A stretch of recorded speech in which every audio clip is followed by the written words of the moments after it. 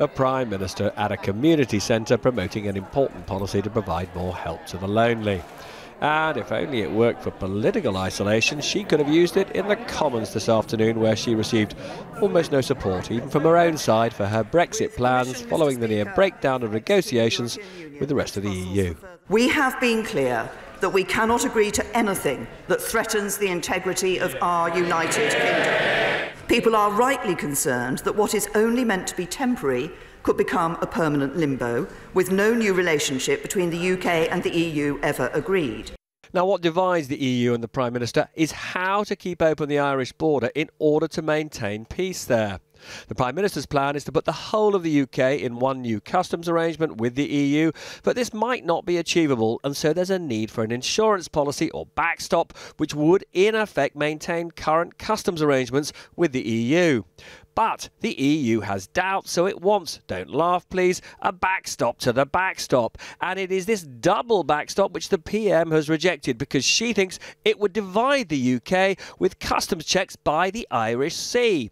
May also wants to have the power to escape from this backstop and says she hasn't had that assurance.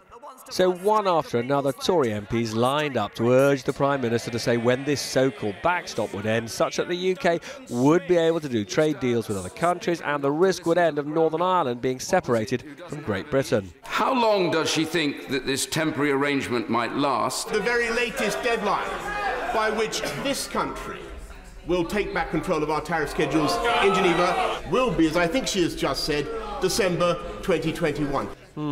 She didn't quite confirm that. One of the issues, as I indicated in my statement, that we're discussing with the European Union is how we can ensure that we do reflect the temporary nature of the backstop and properly reflect the temporary nature of the backstop. And it wasn't just Brexiters attacking a beleaguered Prime Minister. Remain has laid into her plans for a long-term trading relationship with the EU.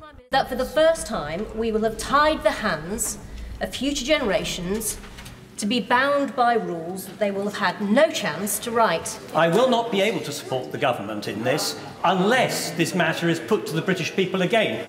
If the PM can't rely on her own MPs, there's also precious little backing from Northern Ireland's DUP, whose 10 MPs sustain her in power, but not necessarily for much longer. We need to see that the whole of the United Kingdom leaves the European Union together, and there aren't any differences made between Northern Ireland or any other parts of the United Kingdom.